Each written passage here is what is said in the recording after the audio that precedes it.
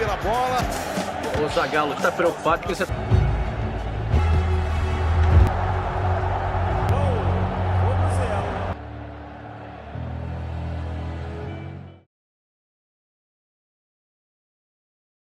Film dimulai dengan momen timnas Brazil bersiap menghadapi laga final Piala Dunia 1998 melawan Prancis.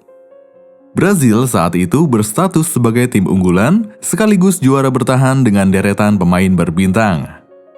Namun saat suasana stadion sudah membara dan timnas Prancis sudah masuk ke lapangan, tim Brazil justru tak kunjung muncul. Kepanikan pun melanda semua pihak, hingga mereka mendapatkan kabar mengejutkan bahwa Ronaldo Nazário tidak akan dimainkan. Flashback ke tahun 1994 saat Piala Dunia digelar di Amerika Serikat. Brazil melangkah ke babak final, namun Ronaldo Nazário yang kala itu baru bergabung dengan timnas di usia 18 tahun hanya menjadi pemain cadangan. Brazil masih memiliki duet striker andalan mereka, Bebeto dan Romario. Tahun itu, Brazil berhasil mengangkat trofi juara dunia untuk keempat kalinya. Dari sinilah, Ronaldo Nazário memendam impian besar membawa Brazil meraih gelar kelima di Piala Dunia berikutnya. Di usianya yang masih belia, Ronaldo Nazário telah melakukan 56 gol dari 54 pertandingan. Usai Piala Dunia 1994, Ronaldo Nazário direkrut PSV Eindhoven, klub Romario sebelum pindah ke Barcelona. Bersama tim yang baru, Ronaldo Nazário berhasil mencetak 42 gol dari 46 pertandingan. Dia kemudian menyusul jejak Romario dengan pindah ke Barcelona, mengisi posisi yang ditinggalkan seniornya itu. Di sana pun aksinya tak pernah mengecewakan. Dia sering membuat lawannya kewalahan. Masa itulah puncak popularitas Ronaldo Nazário meledak sampai brand Nike pun menjadi sponsor utamanya. Bersama Barcelona, dia mencetak 34 gol dalam 37 pertandingan. Tahun 1997, dia pun menerima penghargaan Ballon d'Or di usia 21 tahun yang diserahkan langsung oleh Pelé. Selanjutnya, Ronaldo Nazário pindah ke Inter Milan. Dimanapun dia bermain, permainannya selalu membuat orang kagum. Paolo Maldini, bek tangguh Italia, bahkan mengaku bahwa sepanjang karirnya hanya ada dua pemain yang memaksanya untuk tetap berkonsentrasi penuh, yaitu Maradona dan Ronaldo Nazário. Ronaldo Nazário mendapat julukan Il Fenomeno, meski dia sendiri mengaku kurang nyaman dengan julukan tersebut karena beban ekspektasi. Dengan kemampuannya yang luar biasa, Ronaldo Nazário menjadi harapan Brazil untuk meraih gelar juara pada Piala Dunia 1998. Selain Ronaldo Nazário, Brazil juga masih mengandalkan Romario. Selama babak kualifikasi, kombinasi serangan dari dua striker Brazil itu nyaris tak terbendung. Brazil hampir tak pernah kalah saat keduanya diturunkan bersamaan. Copa America dan Piala Konfederasi pun berhasil mereka raih bersama. Namun 8 hari sebelum acara pembukaan Piala Dunia, manajemen tim Brazil terpaksa mengumumkan Romario tidak bisa tampil akibat cedera. Tanpa kehadiran Romario, beban berat otomatis jatuh sepenuhnya di pundak Ronaldo Nazário. Pada pertandingan pembuka, tekanan besar dirasakan oleh Ronaldo Nazário, meski pada akhirnya Brazil berhasil menang. Pertandingan kedua melawan Maroko, dia berhasil mencetak gol di babak awal. Tapi kemudian dia terkena benturan keras di bagian lutut yang menimbulkan rasa nyeri sepanjang pertandingan. Selanjutnya, saat melawan Norwegia, Brazil kalah namun tetap lolos sebagai juara grup. Memasuki babak 16 besar, Brazil mengalahkan Chili dengan skor 4-1. Di perempat final, Ronaldo Nazário melakukan assist indah yang diselesaikan oleh Bebeto menjadi gol cantik. Brazil pun menang dengan 3-2 dan melaju ke semifinal. Di semifinal, Brazil berhadapan dengan Belanda. Ronaldo Nazário kerap menjadi sasaran tackle keras para pemain lawan. Pertandingan kali itu berakhir dengan adu penalti yang dimenangkan oleh Brazil. Kembali ke awal film ketika semua orang dikejutkan oleh kabar bahwa Ronaldo Nazário tidak akan dimainkan. Saat itu suasana ruang ganti tim Brazil pun kacau. Daftar pemain diumumkan dan nama Ronaldo Nazário tidak ada. Posisinya digantikan oleh Edmundo. Beberapa tahun kemudian ketika Ronaldo ditanya soal kejadian itu, Dia mengungkapkan bahwa 12 jam sebelum kick-off final, para pemain sedang bersantai.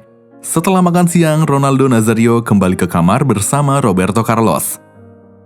Ketika Roberto Carlos berbaring di tempat tidur, Ronaldo Nazario masuk ke kamar mandi untuk mencukur rambutnya. Tapi setelah itu dia tidak ingat apapun yang terjadi. Menurut kesaksian Roberto Carlos, Ronaldo Nazario tiba-tiba jatuh, mengalami kejang dan lidahnya nyaris tertelan. Setelah diperiksa, dokter menyatakan Ronaldo Nazario tidak dalam kondisi layak untuk bertanding. 4 jam sebelum pertandingan dimulai, Ronaldo Nazario bergegas ke rumah sakit untuk meminta pemeriksaan ulang karena tekadnya untuk bermain begitu kuat. Sementara itu, para pemain yang sudah menuju stadion justru tidak lagi memikirkan pertandingan. Bebeto bersaksi bahwa para pemain lebih banyak memikirkan kondisi Ronaldo Nazario daripada laga final itu sendiri. Setelah menjalani pemeriksaan dan dinyatakan kondisi fisiknya baik-baik saja, Ronaldo Nazario langsung bergegas ke stadion. Dia tiba 45 menit sebelum kick-off.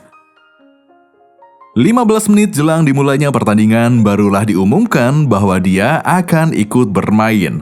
Kabar itu langsung membangkitkan kembali semangat semua orang. Meski sudah kembali bergabung, psikologi tim Brazil sudah terlanjur goyah. Mereka bermain seperti tanpa arah dan tidak fokus. Hasilnya, mereka kalah telak 0-3. Mimpi besar yang telah lama diperjuangkan untuk meraih gelar juara dunia kelima pun terpaksa tertunda. A única coisa que eu pensava era em aceitar com o resultado do jogo.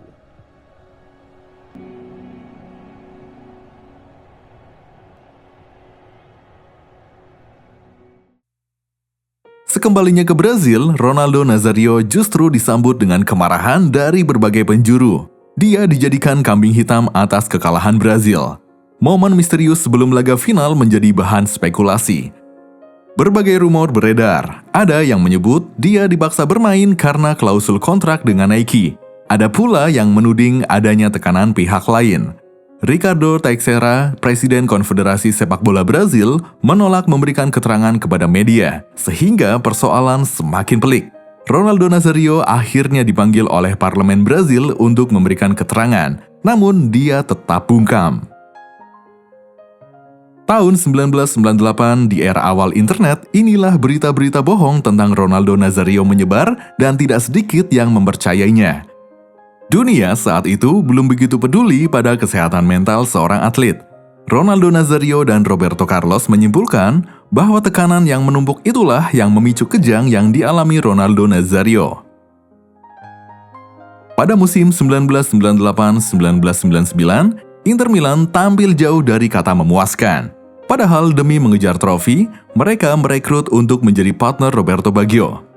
Namun Inter Milan hanya mampu menempati posisi ke-8 klasemen. Musim berikutnya, Inter Milan merekrut Marcelo Lippi yang sebelumnya sukses bersama Juventus. Lippi kemudian membawa Christian Vieri, salah satu striker kelas dunia. Vieri mengaku termotivasi untuk bisa duet dengan Ronaldo Nazario. Hasilnya, duet mereka menjadi kombinasi mematikan di Serie A. Namun, kesenangan itu tak berlangsung lama. Di tengah pertandingan, Ronaldo Nazario merasakan nyeri di lututnya dan terpaksa keluar lapangan. Di usia yang baru menginjak 23 tahun, dia harus absen panjang akibat cedera serius. Dia dibawa ke Paris untuk menjalani operasi lutut di bawah penanganan ahli bedah Gerard Sailan.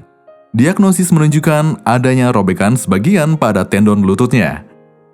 Selama masa pemulihan di Rio de Janeiro, Ronaldo Nazario memanfaatkan waktu tersebut untuk menikahi kekasihnya, Milen Domingues, seorang pesepak bola wanita asal Brazil. Hingga awal tahun 2000, dia masih menjalani rehabilitasi di Brazil sebelum akhirnya kembali ke Italia pada bulan April. Lalu awal Mei, dia langsung diturunkan di babak kedua final Coppa Italia melawan Lazio sebagai pemain pengganti. Saat mencoba menguasai bola, tiba-tiba dia terjatuh dan merasakan nyeri luar biasa di lutut kanan. Cederanya kambuh bahkan sebelum dia sempat menendang bola. Kondisinya ternyata jauh lebih parah dari sebelumnya. Robekan tendon yang tadinya hanya sebagian, kini meluas hingga putus seluruhnya. Bahkan tulang betisnya bergeser melewati lutut. Dia langsung diterbangkan ke Paris lagi.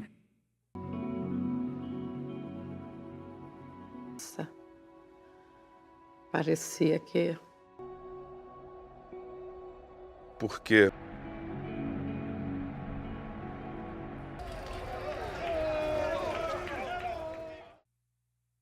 Setelah diperiksa, Dr. Gerard Seilen mengakui adanya kekeliruan pada operasi pertama dan menawarkan opsi untuk mengganti dokter. Namun, Ronaldo Nazario tetap mempercayakannya pada Dr. Gerard Seilen. Setelah operasi kedua, Ronaldo Nazario mencurahkan seluruh fokusnya untuk pemulihan. Dia lalu pergi ke Amerika untuk menjalani pemeriksaan fisik di Los Angeles. Dokter menyatakan bahwa dia tidak akan bisa bermain sepak bola lagi. Hasil pemeriksaan itu dia bawa ke Dr. Gerard Seilen yang justru memberikan jaminan sebaliknya. Dr. Gerard Seilen pun mengirimnya ke klinik rehabilitasi. Rehabilitasi difokuskan untuk mengembalikan fleksibilitas lutut hingga bisa ditekuk 135 derajat. Meski prosesnya menyakitkan, Ronaldo Nazario tidak menyerah. Pada musim 2001-2002, Inter Milan mendatangkan pelatih baru asal Argentina, Hector Cooper. Hector Cooper dikenal sebagai sosok yang menekankan kerja keras dan tidak percaya pada pemain bintang. Dia tetap memberikan porsi latihan yang sama pada Ronaldo Nazario yang baru saja pulih dari cedera panjang. Para pemain yang lain merasa khawatir dan meminta Cooper untuk tidak terlalu keras pada Ronaldo Nazario. Namun Cooper tetap pada pendiriannya. Menjelang Piala Dunia 2002, Inter Milan berada di posisi atas klasemen. Namun Ronaldo Nazario belum juga diturunkan bermain. Bahkan pelatih timnas Brasil, Scolari, masih meragukan kondisi fisiknya. Demi membuktikan diri, Ronaldo Nazario menghubungi Scolari dan menyatakan keinginannya untuk ikut latihan di Brasil. Tapi setibanya di Brasil, Ronaldo Nazario terlihat santai menikmati waktu luang. Baru setelah beberapa hari, Scolari mulai yakin bahwa Ronaldo Nazario berjuang keras memulihkan kondisi fisiknya. Mendekati akhir musim kompetisi, Inter Milan masih belum menurunkan Ronaldo Nazario. Para pendukung Brasil mulai menaruh kecurigaan kepada Cooper yang dianggap sengaja menghambat Ronaldo Nazario agar tidak bisa tampil di Piala Dunia. Kenyataannya, Cooper percaya pada sebuah tahayul bahwa Ronaldo Nazario terkena kutukan. Namun setelah Inter Milan kalah dari Atlanta di kandang sendiri, situasi pun berbalik. Di pertandingan berikutnya, Ronaldo Nazario akhirnya diturunkan sebagai starter. Hasilnya, dia mencetak 2 gol dan membawa Inter melaju ke final untuk memperebutkan juara. Performa tajam itu berlanjut sampai beberapa pertandingan berikutnya. Sayangnya, saat melawan Lazio di pertandingan terakhir Serie A, mereka justru kalah. Pada 6 Mei 2002, publik menunggu dengan cemas pengumuman 23 nama yang akan dibawa Scolari ke Korea Jepang. Scolari masih ragu terhadap satu nama. Spekulasi publik pun mengarah pada 2 kandidat, Ronaldo Nazario yang baru pulih dari cedera panjang atau Romario. Akhirnya, Scolari memilih Ronaldo Nazario. Berbeda dari Piala Dunia sebelumnya, kali ini beban tidak hanya dibawa Ronaldo Nazario. Ada 2 bintang Brasil lainnya, yaitu Rivaldo dan Ronaldinho. Ronaldinho sendiri saat itu sedang naik daun sebagai wajah baru sepak bola Brasil. Pada pertandingan pertama melawan Turki, Ronaldo Nazario khawatir lututnya lepas di tengah pertandingan. Namun begitu berhasil mencetak gol, kepercayaan dirinya langsung kembali. Selanjutnya saat melawan China, dia juga berhasil mencetak gol yang meyakinkan Scolari untuk terus memainkannya. Di pertandingan ketiga, dia menjawab kepercayaan itu dengan 2 gol. Timnas Brasil kemudian terbang ke Jepang untuk babak 16 besar. Kali ini, Brasil menang 2-0 atas Belgia dan melaju ke perempat final menghadapi Inggris. Pergerakan Ronaldo Nazario sedikit dibendung oleh 2 bek Inggris. Namun akhirnya Brasil mencetak 2 gol. Selesai pertandingan, Ronaldo Nazario mengalami peradangan di paha bagian dalam kaki kiri.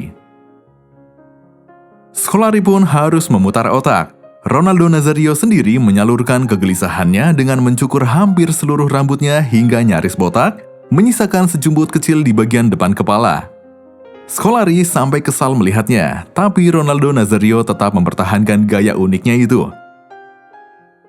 Siapa sangka justru gaya rambut aneh itulah yang kemudian viral dan ditiru oleh penggemarnya di seluruh dunia. Bahkan gaya rambut itu sempat mengalihkan perhatian publik dari kondisi cederanya. Setelah istirahat beberapa hari, Ronaldo Nazario dinyatakan siap bermain kembali. Di semifinal melawan Turki, dia berusaha seminimal mungkin menggunakan kaki bagian dalam saat menendang. Justru keterbatasan itulah yang mencetak gol tak terduga yang membawa Brazil ke babak final. Menjelang final, kenangan buruk Piala Dunia 1998 membuat Ronaldo Nazario khawatir.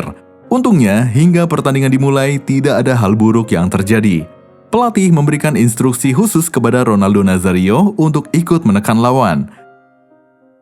Singkat cerita, Brazil pun berhasil meraih kemenangan. Impian Ronaldo Nazario akhirnya terwujud membawa Brazil meraih gelar juara dunia untuk yang kelima kalinya. Film pun selesai. Film ini menunjukkan bahwa bakat sehebat apapun jika tidak ada kerja keras dan mental yang kuat tidak akan menghasilkan apa-apa.